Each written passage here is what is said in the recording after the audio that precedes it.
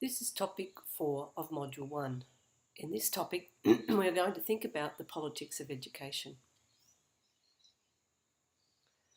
To assist your comprehension of the background reading and focus your attention on some, though not all, of the relevant topics in this rather expansive idea, I've broken the topic down into 3 key concepts. These are education, a political act. In 4.2, we'll discuss the concepts of production and reproduction, and in 4.3, the concept of transformation. In this presentation, we're looking at the idea of education as a political act. In previous topics, be sure to do your reading, but again, be mindful that it is just a background reading, and if you're not taking in all of the words, then don't worry about that at all.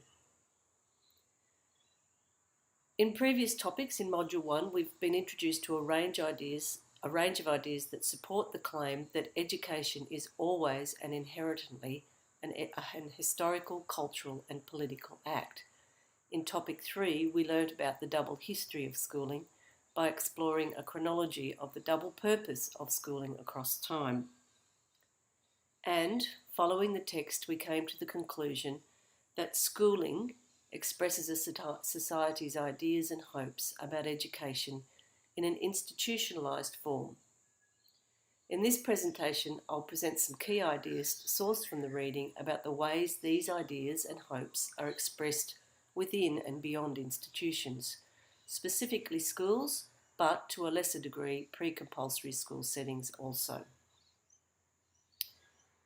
In topic 3.2, we identified some tensions between the concepts education and schooling, which Basil Bernstein attributes to the overspecification of the 3 message systems of schools, namely curriculum, pedagogy and assessment.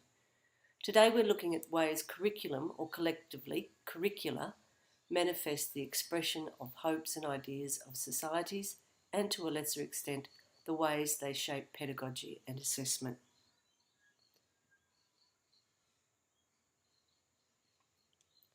Before we drill down too far into the function of curriculum in education, let's first establish what we mean by this term.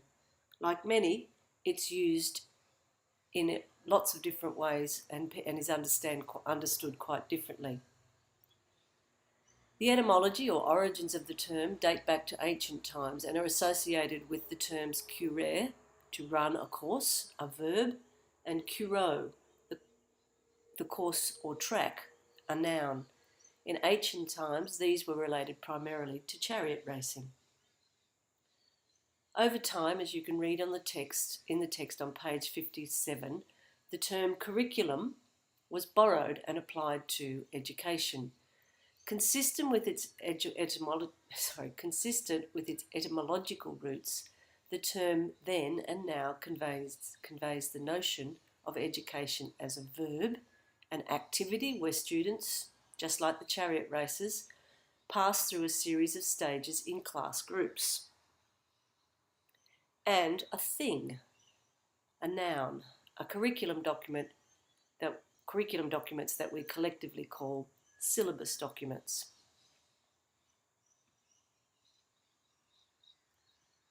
In the text, the authors talk predominantly of the concept of curriculum as text, and they address at great length the capacity of curriculum for production, reproduction and transformation. We'll visit these terms in greater detail in topics 4.2 and 4.3. For now, it's enough to know and think about the capacity curriculum, understood as both a noun and a verb, has to shape and mirror the ideas and expectations of society. Understanding education as a political act, we can return our attention to earlier conversations about educational formations, specifically the paradigms we have referred to as progressive and mass education. Curriculum influenced by progressive educators typically place the learner at the centre of the learning act, and the learning is site-based or authentic. This is called an authentic curriculum in some circles, taking children and young people from the known to the unknown and building on their interests and prior knowledge or experiences. From this perspective, control of the curriculum primarily rests in the hands of those enacting it. Some might call this professional autonomy. Mass educational formations, on the other hand, espouse more technical and scientific approaches. Curriculum, influenced by this perspective, seeks to motivate learners to engage in a specified, standardised set of skills and knowledge and values. If you can imagine these two formations as the extreme swings, left and right, of the education pendulum, then you can also imagine a multitude of formations in between. The historical, cultural and political legacy of these ways of understanding education is manifested in contemporary education as tensions and binaries that often result in an either-or construction of curriculum. Later in topic 4.3, we'll discuss possibilities for considering a both-and approach.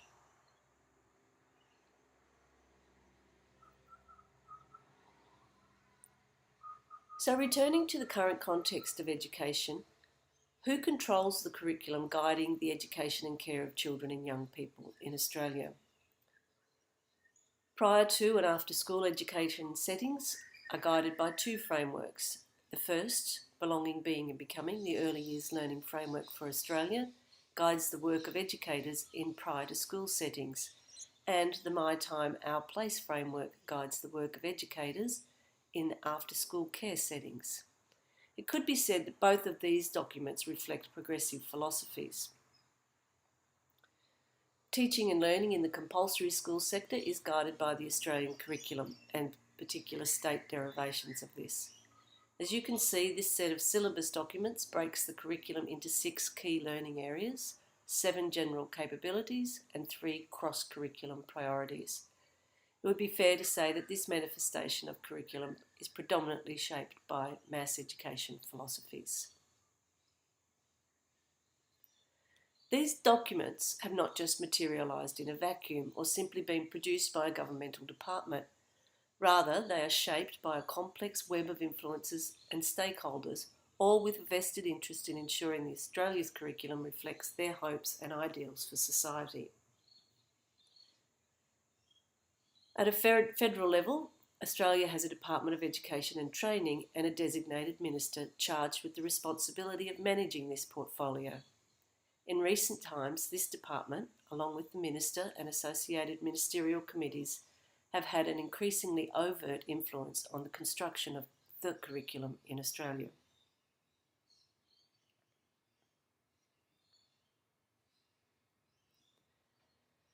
At the federal level, policy is enacted by 2 main authorities. ACARA, the Australian Curriculum Assessment and Reporting Authority, oversees the compulsory school sector, and ASIQA, the Australian Children's Education and Care Quality Authority, oversees the pre-compulsory sector at a federal level. However, agreement among state ministers is required to enact federal reforms at the state level. So in 2013, the Australian Council of Education was formed to provide a forum through which strategic policy on school education, early childhood and higher education can be coordinated at a national level.